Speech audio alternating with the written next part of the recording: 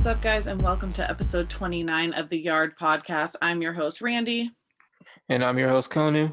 And before we get into today's episode, as always, we just want to say thank you to everybody who has left us a rating and review on Apple Podcasts. It means a lot. We see them all. So if you haven't done so yet, please go do that. Make sure you hit the subscribe, follow button, and then check us out on social at Dodger Yard on Instagram, Twitter, Facebook, on our website, of course, at dodgeryard.com. And then you can find me at Randy_Radcliffe. And you can find my personal at Michael Konu, MYKALKONU. So with that said, we need to get into this week's episode.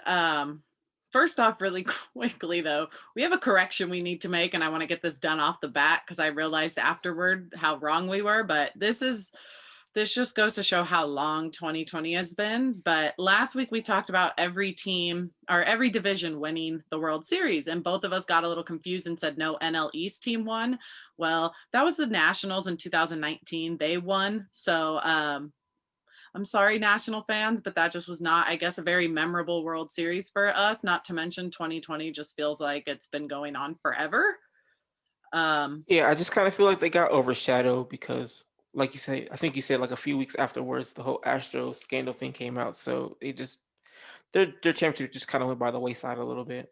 Yeah, unfortunately, I think it was literally like 2 weeks after the World Series or whatever it was, they released the whole cheating scandal. So it's like that World Series went right to the back of my mind. And like, I forgot the Astros were even in the World Series until I had to think like, wait, I hate this team. Like it was a lot, but yeah, we just wanted to correct that. NL East, they were definitely won a World Series. So Nationals 2019, but also Thank you for being the Astros too. Yes, thank you. We appreciate it because that would not have been a good time. Of course, what we need to do, though, is we need to congratulate Mookie on winning his 5th Gold Glove and his 4th Silver Slugger. Of course, both of these are his first ones with the Dodgers, and I'd expect quite a few more. He's had a Gold Glove basically every year he's been in the league, except for his rookie year. 4 Silver Sluggers. I mean, the dude does it all. He's also in the running for MVP. Winner for that will be announced on Thursday for MLB Network. I love Mookie. I think he's great. I don't mean to like cause any heat between Dodger fans. Unfortunately, I just don't know if I see him winning it. Freddie Freeman put up a ridiculous season. His numbers are insane. However, I think there is some arguments that Mookie, he does a little bit more, and I don't mean just with the bat, but having him on the team, he's an MVP caliber type person. We saw him help Barnes, and now Austin Barnes can hit all of a sudden once Mookie started showing him how. So I don't know. Yeah. Sorry. I was just gonna say that Mookie Betts is the best defensive right fielder in baseball. He might be the best right fielder in baseball. You know what I'm saying? So he's the best right fielder in baseball. I don't think it's relatively close. No, there's nothing even that he cannot do on the baseball field. I did figure that. Just want to give a shout out to somebody else. I did figure Grisham would win in center field, but my bias is screaming Cody. But that's mostly because of what he did in the playoffs. He wasn't as good defensively during the season, but and of course it's only during the season and not the playoffs that matter. But Cody really showed that he's one of the better defensive center fielders, especially in the playoffs. He is. And Alana on Twitter was actually like, wait, what the hell? How did that happen? And Alex Wood commented on it. Bellinger played 19 games at first base this year. So he basically lost any chance at getting a Gold Glove in center field. Because when you're playing almost a third of the games at a different position, doesn't help you out very much. But yeah, I guess the way they had to do it this year was there was no peer votes. Like players did not vote like they usually do. It was all based off the Sabre defensive index numbers. And I guess Grisham's were better, but again, he had more opportunities in center field. Yeah. So that's how they went about it this year. I didn't really see the Gold Glove winners. Is there a winner for like a utility role? No, so Rawlings. Kike would definitely win that, I think. So yeah, Rawlings does not, but there's a Fielding Bible award. It's some sports index award, and he did win the Utility Man award through them. So they do their own Gold Gloves. They do their own they do their own awards, and so Kike won that. The team like I've I've always said if there's one thing Kike can do, it's definitely play defense. Yeah, it is his defense. And it sucks for utility players because it's like you want to use those accolades in free agency, but then utility players get screwed. And even Bellinger, Yeah. like Bellinger could have won a gold glove, but because he plays multiple positions and played time at first base this year, he lost out on that opportunity. So it sucks. Rawlings should figure it out. I'm of the opinion, and I know maybe one award, but I'm not a very big fan of the outfield being contingent on left, center, and right field. I almost feel like it should just be the best outfielders in baseball. Because you do have guys that move and play different positions in the outfield. We've seen times where it rarely happens, but if Mookie Betts was not as great as he was, we've seen times where Bellinger would play center field and right field. And so why should he get screwed from an award? So I understand that you want to say Right. this is the best. So what you're saying is just be just outfield, just be like Mookie, Grisham, and Bellinger. Doesn't Yeah, matter the position. I don't Just really, all outfield. Okay. yeah, Yeah. just because I think I was looking at gold glove stats. Because they do that for like all-star starting. They don't just take by position, they just pick outfielders. Yeah. Well, so like one of my examples was because I was looking at like outfield assists, all that kind of stuff. Like Alex Verdugo ended up in the top of outfield assists. However, he played like half his games in left field and half his games in right field. So he had no shot at winning a gold glove because he had split numbers where he was playing. And so I think there's a lot of players that are like that, especially in a 60 game season when you don't know what's going to happen. Guys were all over the place due to injuries, stuff like that.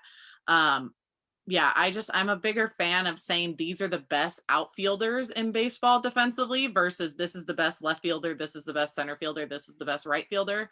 Because I don't think it's fair to the players that are capable of playing multiple positions to go, sorry, you can't win a gold glove because you did not get enough innings in that one specific position. Right. Or even just like for Bellinger or even like Ronald Acuna's case, they both play center field and they're both really great defenders. Are they not supposed to win the gold glove just because they don't play left field?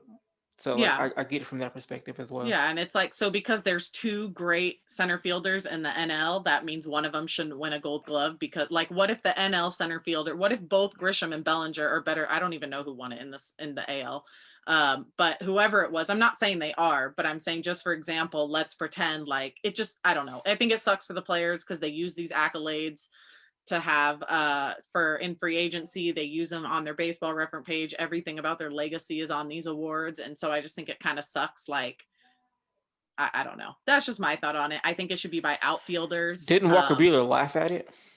Yeah, he just he quote tweeted it and he just said lol because he didn't think Grisham deserved to be Bellinger. So, which I can't blame him. Grisham apparently, I didn't know this. He's a very good outfielder because every time we played him, I felt like he did not do very good defensively. He did have a nice play in the playoffs, that running play where he ended up on the warning track, had to cover a lot of ground, but yeah, His defense award was 1.2, I believe. So yeah. So I don't want to sit on that for too long, but congratulations to Mookie on your Silver Slugger and Gold Glove. We do have to go over this. We can go over it kind of quickly, but on Friday, we finally got an answer about what was going on with Justin Turner and everything in regards to coronavirus. So on Friday, MLB, the Dodgers, and Turner all released statements in regard to him testing positive in Game 6.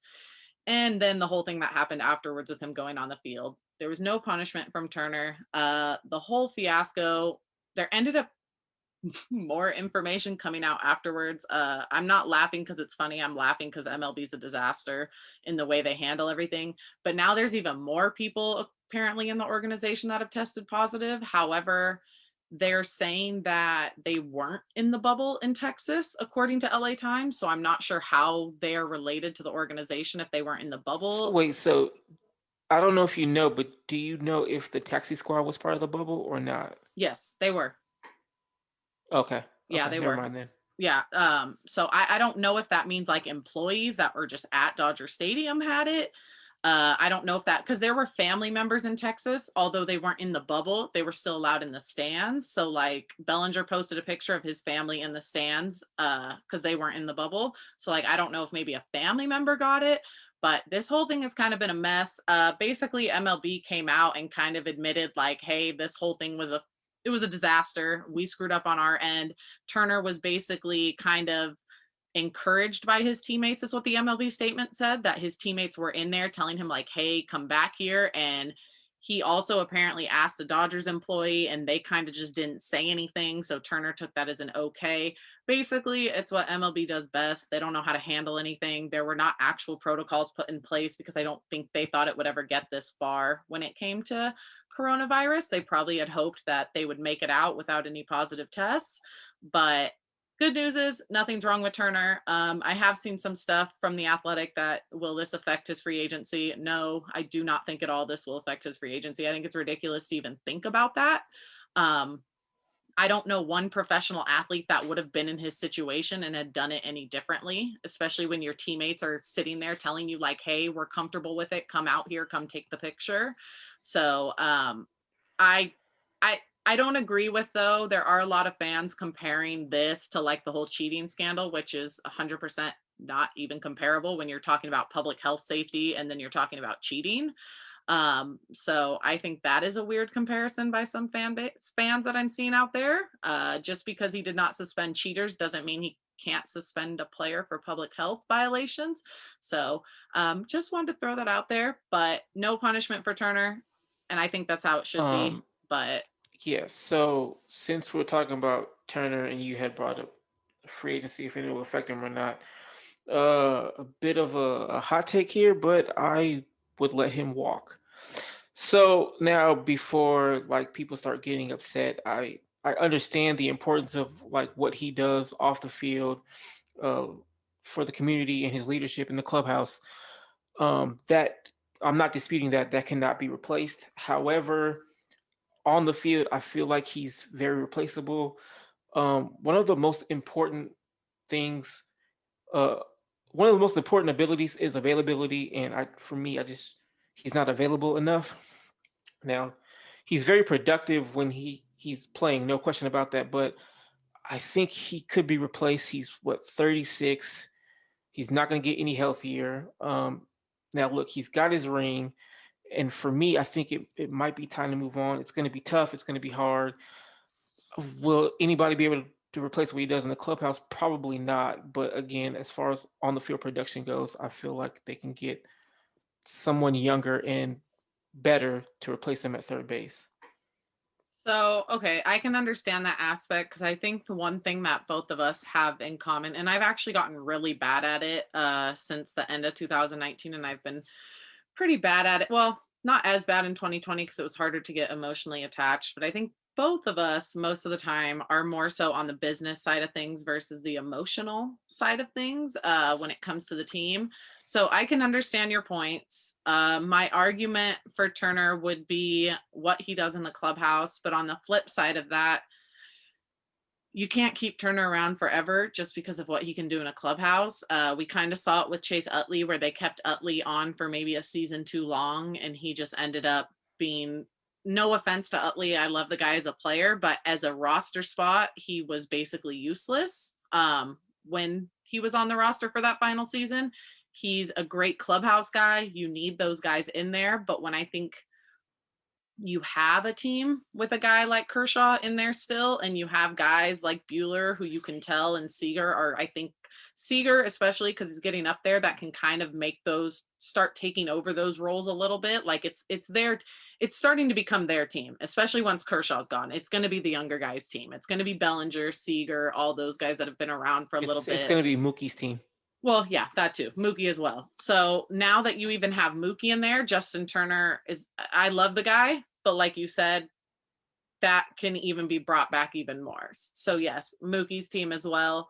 It actually will be Mookie's team before it's anyone else's. I think it'll be the young guys who help with the younger guys, but when you look for that veteran presence in the clubhouse, it's going to be Mookie they go to, and Turner's talked about how big of a piece Mookie has been.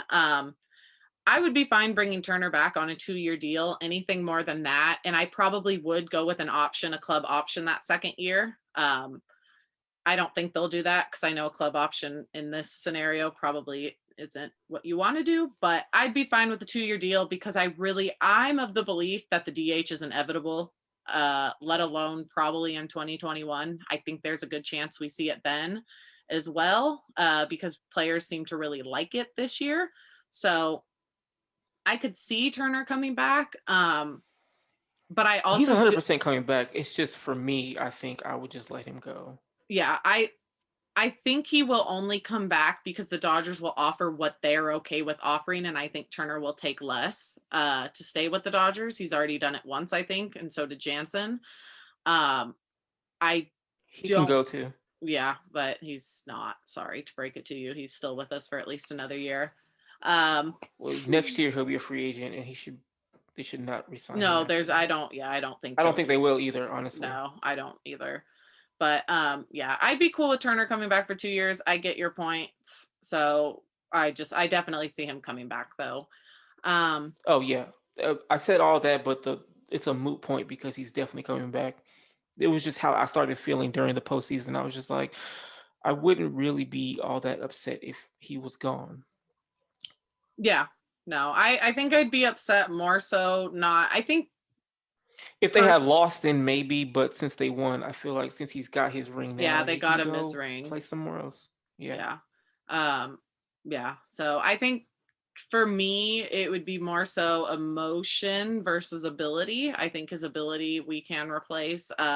It would just be more so the like emotional attachment of you've been here basically your entire career for the most part, big league career. They traded Matt Kemp twice. I think they'll be all I right. know, I know, but we don't talk about that. Anyways, we don't talk about the first Matt Kemp trade. The second Matt Kemp trade, that's fine. We don't talk about the first one. Anyways, moving on. So yeah, we'll see what happens with Turner.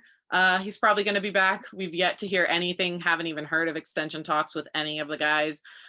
So kind of been a little boring. So we shall see. But a couple other things, nothing really big. The Dodgers did add Price to the 40-man roster last week. However, it's zero indication on whether or not he will play in 2021. It's basically just getting ready for the offseason. They have to know how many roster spots they have, especially with the Rule 5 draft coming up. They need to know what they have to work with. So I would imagine Price will be back. However, I also think Corona is still going to be a thing next year. So who knows? I would like to think Price would be back, but if people continue to not wear their masks, God knows where we'll even be a year from now. But hey, that's it for that. He's moved on to the roster. You didn't see this article, but Mike Petriello from MLB.com, he actually ranked the Dodgers as the #1 roster in baseball by WAR. So they had a cumulative, however you say that word, WAR of 40. Punitive. Yeah, that word. 44.3, which is pretty insane. And they're not Who was second? Braves? No, Braves are further down. I can't remember Oh, who was second, but the Braves are okay. like 7th or 8th, but I think a lot of that though is I think this is based off 2020 and like they lost Soroka. Yeah. I think Markakis came back like midway through the season or Late something in the like season. Yeah, that. yeah. Yeah. So I think all the WAR numbers are a little skewed this year. But hey, it doesn't surprise me at all. Would not surprise me again if they do the same thing next year. The Dodgers are also hosting a live stream event on Wednesday. So tomorrow, the 11th, they're doing it kind of like a World Series, Talk to the Champions. It'll be at 6 o'clock. They'll have Kershaw, Buehler, Seager, Mookie, Justin Turner, Roberts, Oral Hershiser, and Joe Davis. So you can watch that on Spectrum, Twitter, Facebook, and YouTube. And you can also listen to AM 570. And the last bit of Dodger news this week is George Lombard will no longer be the Dodgers' first base coach. He was our first base coach from 2016 to 2020. So he's been there for our last 3 World Series runs, and he got his ring.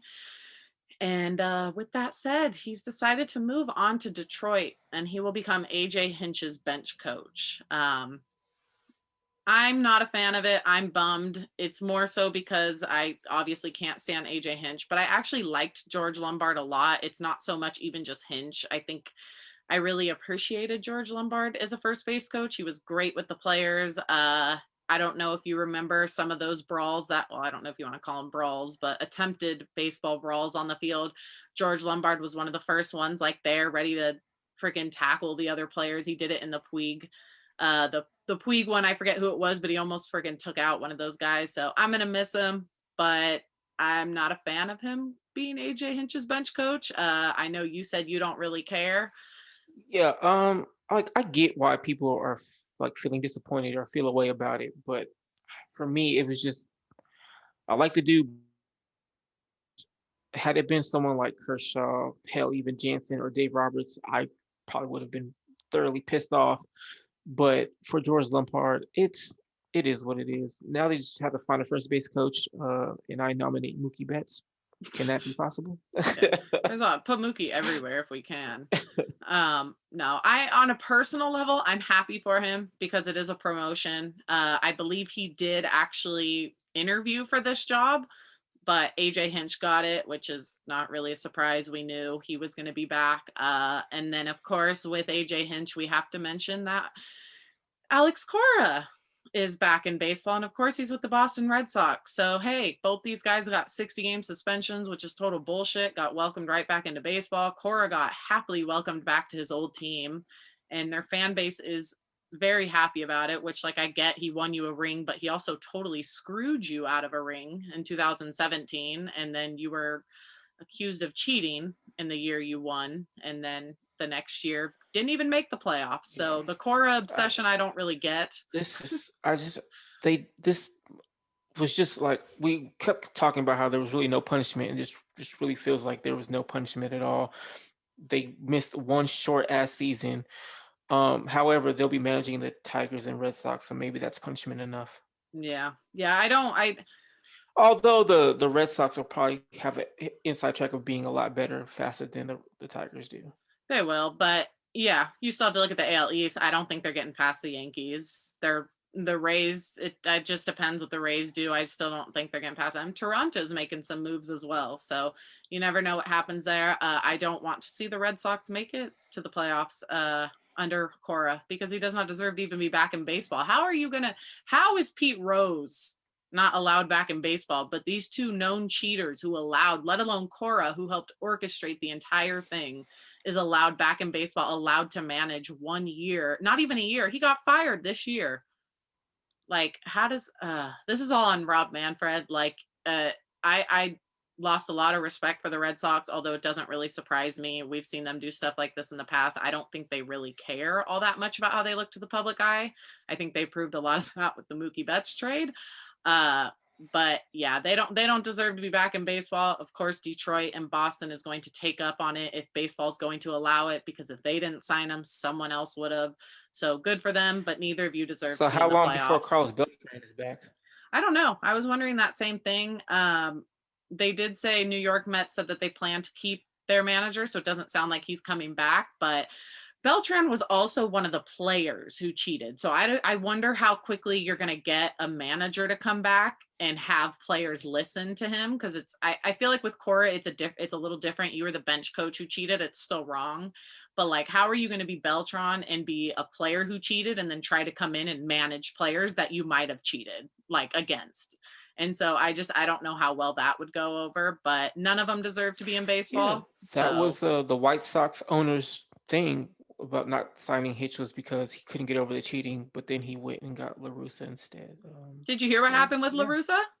You hear about that? yeah, he got arrested for DUI. Yeah, Yeah, back in great job, February. White Yeah, Sox. and they knew. Great job. And they still hired him. Marcus Stroman, publicly on record, I think it was today or last night, already said he will not play for the White Sox. There's no amount of money that he would take. Someone commented and asked and said I how don't much think Bauer money. said he's going to play for the White Sox either. Oh, did he? Maybe. I don't know. I just saw Because MLB trade rumors. I don't know if it was. I don't think he said it specifically, but one of the MLB people said that the top pitcher in the free agency, which would be Bauer, said he's not playing for LaRussa and the White That Sox. doesn't surprise me. Bauer has way too much personality. I don't think that would I don't think that would go over very well. I also saw, It could though. be fun to watch for us, though. I feel really bad for Tim Anderson, though. I do too. Did you hear? I mean, we're done with Dodger news, so we can go into the MLB news. But Tim Anderson had actually said in an interview that LaRussa hadn't even reached out to him as of a few days ago. He had yet to hear from him. And like, Tim Anderson's like, I'm not going to reach out. Like, he's the new manager of the team. He can reach out, which I don't blame Tim Anderson. That's how it should be. Like, you're the new manager. You should be reaching out to. let alone your star player who's basically like like kind of somewhat of the veteran presence on that young team and who's been very, very good. You might want to reach out and talk to him. But yeah, White Sox, it's a bummer because that was kind of my Man, AL team. So yeah, I'm a little I don't, upset. I don't get the La Russa thing or why they decided to do that. Especially with a team full of minorities, it just does not make sense to me at all. And then La Russa hasn't managed in what, like 10 years. Yeah. The game has changed since then, so I don't know what's going on. Yeah. I don't know. The whole thing is a little off since we're talking about new. I mean, that's a new manager, so it's a little different, but a new Mets owner, Steve Cohen, basically came out and said today, right before we started recording this podcast, that he does not care about losing money. Then again, he's worth 14 billion. So he said he does not care about losing any money, and that his entire goal of being a Mets owner is to make this a winning team and give the fans something to enjoy. And he said if he does not win a ring within 3 to 5 years, it would be a disappointment. So we could see the Mets try to make a bunch of moves, and Oh, that would open up some competitiveness in the I thought NL. he said he's gonna sell the team or something. No, he doesn't even care. He's all about making money. He's basically throwing all the money into this team and letting the team. He said, I'm not running the team. I'm leaving that up to the people who know how to do it. It's basically just his money and the being able So to own it's a fair to baseball say team. there'll be players for the top players in free Yeah. agency. Yeah. Whether or not they get them, we'll see, but they're going to probably be making moves for a lot of guys. So that'll make the NL East a little bit more fun with the Braves. And I mean, the Nationals, who knows what's going to happen with them after what happened last season. This season, they were awful. So yeah, we'll see there. I mean, I'm all for it. The more competitive, let alone after a COVID season when money's bad, that's got to be a pretty good sign for the Mets fan base and for players. However, that might put the Mets in a really good situation because it sounds like a lot of teams might not want to be signing guys right now due to money. So the Mets could come in and be willing to offer a few more million to each guy that other teams aren't, and that could be a big thing for them this upcoming season. So it'll be fun to watch. But with talking about free Yeah, and since agencies, teams aren't gonna want to, oh, sorry, I no, was go gonna say ahead. if teams aren't gonna want to spend money, yeah, if teams aren't gonna want to spend money, this is a perfect time for the Dodgers just to be like, okay, well, we'll take him and him and him and him and him. Yeah, the Dodgers have the money. I mean, screw it. Go for it. If no one else is going to do it, they need to do it because winning this year was great. But But re-sign Seager first. I will say this yeah, every week until you do it. yeah, they need to extend Corey Seager, bring him back. We don't have to extend Mookie Betts, which is a beautiful feeling to not have to worry about in the off season. So no stress there, but extend our guy Seager, get him out there. Could probably start getting ready to talk to Bellinger in the next year or two. So Bueller as well. So hey, sign those guys. I don't want to hear I about the talked to money. Bueller first. Yeah. Oh yeah. Yeah. Pitching always. I'm always for pitching over anything else, unless you're, of course, a Mookie Betts caliber, Mike Trout caliber type player. But yeah, no. With that said, the free agents, we did get our first free agent signing, not the Dodgers, just baseball in general. Robbie Ray received a 1-year, $8 million deal with the Blue Jays. He was traded to Toronto earlier this year as a rental, and he will stay in the AL East for at least one more season, or AL East for at least one more season. I did not like facing him as the Dodgers, but he kind of sucked, I think, the last year or two. So good for him, though. He got his deal. I don't think a lot of people expected him to get $8 million for 1 year. So maybe this is a good sign. Free agency is heading in a little bit of a better direction, but that's still the only signing that we've seen in the last week. So And it might be the only one for a while because I think a lot of teams are going to wait for the non-tender yeah. deadline, which is what, like December 3rd or something like that. Yeah, and Jeff Passan basically said he expects it to be slow. I have a feeling a lot of the lower tier guys are going to get screwed. We're going to see a lot of the top free agents get their big money, and that might be where the teams want to just stick and kind of stay there. Kind of like this last offseason, unfortunately. This last offseason was like that a lot, where you saw guys who were capable of being signed sooner. Like Jake Arrieta isn't great, but I don't know if he should have had to wait until February to get a deal of this year. So that's the kind of stuff I think. Yeah, he's not great, but I'm just saying, like, when you compare to the pitchers that were available, this free, like the 2020 going into 2020 offseason was awful. So this is probably just going to be way worse. Like last year was so slow. It was horrible. Yeah, and this is going to be even slower. Yeah, so don't expect much, but yeah, I think the non-tender, like you said, that'll be a bigger deal because we'll see a lot of guys who probably There's a lot of deserve. talk about Chris Bryant getting non-tender. I mean, I don't necessarily want him because my issue is just like Justin Turner. He can't stay healthy either, so there's no point. Even though he's a lot younger, there's no point. Yeah. Um yeah, the biggest one I think will be for the Dodgers will be anyone coming out of the bullpen. And they kind of have to figure out what they're doing at third base unless they decide that's what they want to do with Edwin Rios. So unless they go back, DJ yeah, Mayhew. I would love to see it. I don't know. I don't see why they It's not gonna couldn't. happen, but It won't. I don't it's not think gonna it happen. will, but But I that's would what love it. I think he's gonna stay with the Yankees. Probably. Yeah. I see his name brought up with the Red Sox too, but I don't see that happening. He'll probably stay with the Yankees. Don't they need pitching? Yeah. They need I pitching, but feel they like the also Red Sox and Angels, every rumor I hear about them is about a position player. Like the Angels have been linked to like Colton Wong and Marcus Simeon, and I'm just like, don't you need pitching? well, I Like know the offensive Red lineman. Sox don't have a right side either. Like you don't really want Michael Chavis as your first baseman. He's not very, very good. They don't even have a second baseman. It was Jose Peraza, I think, for the most part of 2020. So yeah. Give it to Jeter Downs. They've got, yeah, hey, why not? They've got Chris Sale, who they don't even know what's going to happen because he had Tommy John, and then you have Eduardo. Anyways, it doesn't matter. Yeah, so we'll see. I just want to see the bullpen for the Dodgers is my biggest concern, I think. But So yeah, like all right. So speaking of bullpen, I came up with a piece on Dodger Yard. You guys can go to dodgeryard.com and read that about my offseason for the Dodgers.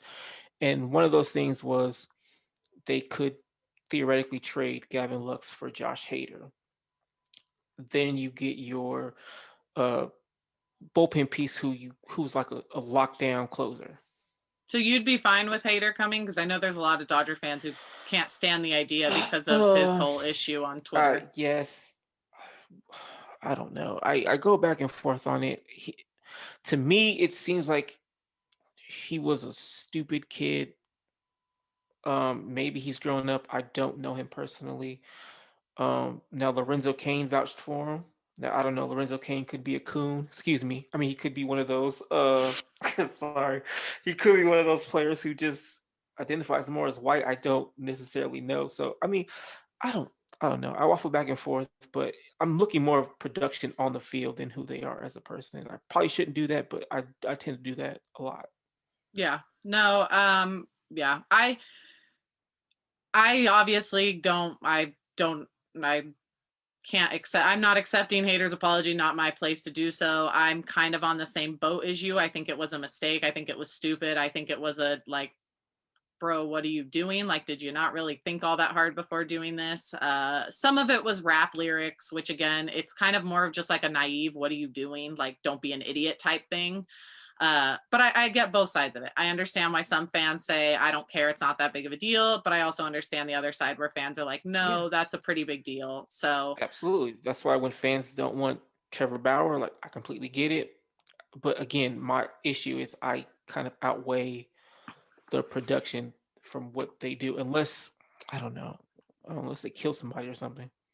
yeah, my biggest thing is like, if you're a dick, like I kind of think Trevor Bauer's a dick the way he is. Yeah. Like that I can get over more. But if like you're a piece of shit and you end up like beating your wife or drunk driving, Yes. like that's a That. totally Yes. that's a totally different story. Like if you're just an asshole, like I might not like you, but that doesn't make me necessarily think that you don't deserve to be in baseball. Like you might just be a piece Right. of shit in your personality ways. So yeah, we'll see there. That's an interesting one because I know you're very high on Gavin Lux, so I did not see that coming Well, at like I all. said last week, I want him to play every day. If it's not going to be here, then trade him somewhere else so I can watch him play every day. That's all I really want, to be honest. Yeah, that's true.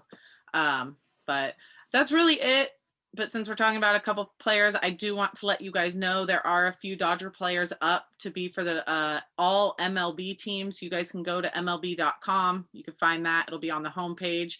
The voting ends on November 13th, and you can vote every 24 hours. So you can vote for Seager, Turner, Smith, Mookie, Pollock, and Kershaw have all been nominated. So go check that out. Like we said, I've been voting. I've only voted for Betts and Seager. I mean, I yeah, guess there could be some. I guess Kershaw could deserve some votes, but all my votes have gone to Betts and Seager. yeah.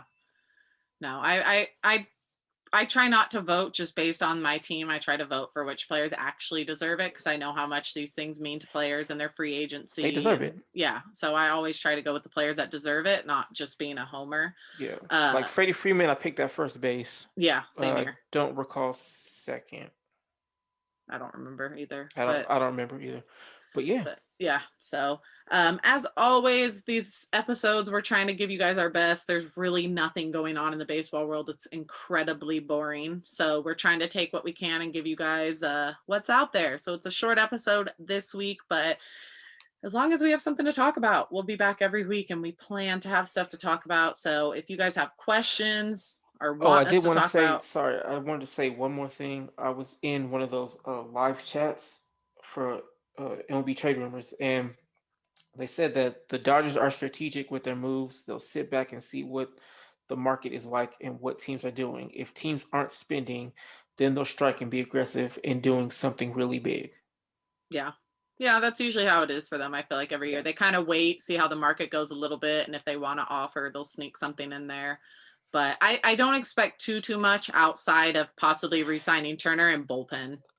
I mean, if Trevor Bauer is really sticking to those 1-year deals, I feel like that's perfect. If he's sticking to those 1-year deals, then I could see the Dodgers maybe making a move because like you're not too worried about May and Gonsolin like figuring them out for a year, or if they decide to trade somebody, like we mentioned Lindor. I don't think that'll happen, but we've mentioned Lindor.